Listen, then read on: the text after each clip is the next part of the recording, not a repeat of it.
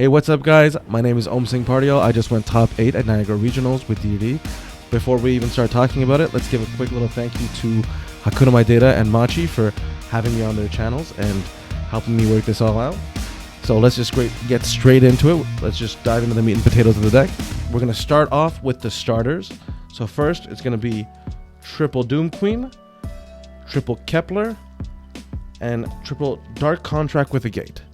So that's 9 one-card combos that basically get you to full board every time. And when you open up your extenders, you can do even more than that. Finally, the extenders, the easier part of the deck. You're going to be playing triple Griffin, triple Scale Surveyor, 1 Necro Slime, 1 Swamp King, 1 Count Surveyor, and then 1 Zero King. Now, I chose to play the Swamp King mainly because when people start understanding your deck, even though they're not going to understand all of it right away, they know that they're going to want to banish your Necro Slime. So you need to have some kind of access to your fusions, and this is what gives you recovery when someone tries to interact with your slime. When they go spell, they be still, or they do whatever, you have a backup to have access to your fusion pool. You don't want to lose access to any of your pools in your extra deck, so you need some kind of backups to recover into them. I know a lot of people vary the Scale Surveyor into the Griffin because they don't know what to play at 2 or 3 or 1. The reason why I went 3 and 3 is because they are free extenders, but more than that, when you don't know if you're going first or second, you don't know what's going to happen, and you need ways to balance your scales and bounce things back. And this just helps with that and putting things into the extra deck. So when you don't know what you're going up against, or you don't know what turn is going to happen, having access to both as much as you can just helps you play through hand traps, play through interactions, and just continue your plays. Finally, the utility in the main deck: Dark Contract with Eternal Darkness, Defense Soldier, Copernicus, Oblivion King, Ragnarok, Lance Soldier, and Orthros. Now, we chose to play Eternal Darkness as our contract of choice just because it's what the meta is demanding, with VSK9, Dracotail, and Yummy just bouncing in and out of the meta. This is more or less the preferred way to go about it for now. Yes, it's not exactly the best card against Yummies, but it still gives you some kind of protection against targeting, which can, again, with spells and trap cards, against the Radiant stuff that they might be playing. And if necessary, we are siding the other contract. We'll get to that shortly. As for the other little thing, when the utility, I am also playing the Orthros, just because the same thing happens with the Necro Slime, that people, once they start understanding even a little bit, they will try and banish this or stop it from coming out, and you need to have access to your tuners so you can synchro summon, and Orthros is so useful to do that. And on top of that, it fixes your scales whenever there's any kind of a problem and helps you balance your scales. It extends and special summons itself, so it can really, really be useful. The number one card in the utility pile, though, is going to be your Defense Soldier. This helps you extend past things, helps you play through hand traps. When you have a Queen stuck in your scale, it pulls her out. And when you have things in your graveyard that are one-ofs, or things in your extra deck that are one-ofs, just giving you that recursion back, it is incredibly helpful. I was not a fan of this card in the beginning because I thought it seems unnecessary. However, it outperformed the entire event, and shoutouts to Manja for telling me to really reconsider this card. If you're going to play this deck, I would genuinely heavily encourage you to learn things around this card and the lines that surround this card. But let me get to the uninteresting parts. 25 cards out of my engine. The rest is going to be the hand traps I played. So it's going to be the 3 Fulros, 3 Ash Blossom, incredibly standard, and then 3 Effect Veiler, 3 Impermanence, and then 3 Dominus Impulse. I didn't play Nibiru in my list at all. I know a lot of people were playing it in the side deck at least, or they were maining it. The problem that I had with Nibiru is that it didn't give you choices, in the sense of you have to wait 4 summons, and then hopefully by then you're able to interact with your opponent. But usually people were either setting up a Ripper, or they were doing something where Nibiru didn't even matter. It just felt like such a non-counter, or it felt like such something that everyone was able to deal with. Just having access to Veilers and Imperms were very, very useful. If anything, both of these cards outperformed and offered so much value because of the utility that they gave. I really discovered that playing this deck, it's not about having silver bullets. It's about knowing how to kind of trade, knowing how to when to push forward and stuff like that. That's why even though Dominus Impulse was great, these two are what completely overperformed. This is a very, very good card and I wouldn't cut it. However, Effect Veiler and Imperm overperformed throughout the whole event. Alrighty guys, now let's just jump into the extra deck real quick. Very simple and easy. We're going to be playing one copy of Zeus King or Sky King Zeus and 2 copies of DD Gilgamesh. Some people play 1, some people play 2.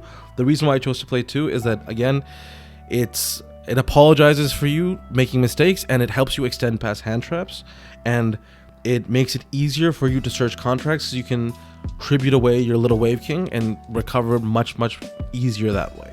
So just having access to 2 can be very, very useful. The fusion package, very simple again.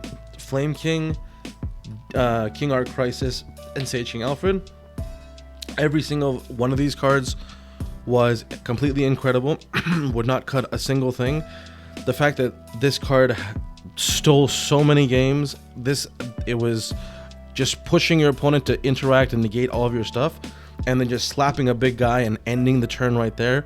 It is one hell of a card. And then finally, to the Synchro monsters, we have the Playmaker Clovis, King Siegfried, which is your end board piece, and then the utility that we had was Chaos Angel.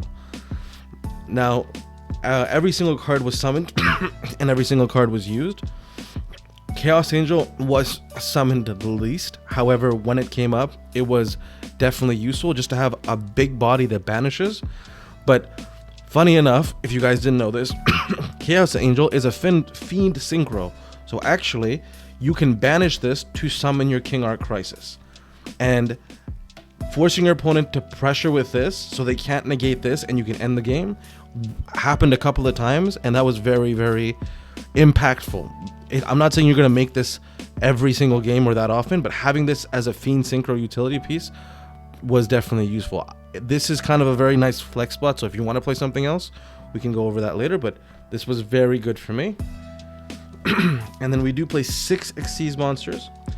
We have our Playmakers, which is Marksman King Tell, Wave King Caesar, and then Wise King Solomon. These cards are self-explanatory. You have to play these. You don't have to play Wave King if you're not going to play as many contracts as I am, but otherwise, every single one of these cards was great, and they helped me do everything that I did. Now, we are playing 1 copy of Wave High King Caesar and 2 copies of Deus Machinex. A lot of people cut the second one for a copy of Caliuga or a Zeus or some other utility piece. The reason why I kept 2, quite simply, was this is an extender in your extra deck. So yes, it used to be just an end board piece. However, it procs all of your effects when it hits the board, and it is a big 3k body, and that does come up pretty often. Just having a huge guy to clear monsters or to end the game. So the reason why playing 2 is very useful is like anytime you have to recover, having a body that just triggers all your DDDs for free is very useful. You can cut it, but that puts you in a situation of more vulnerability. So if you want to increase the ceiling, you can.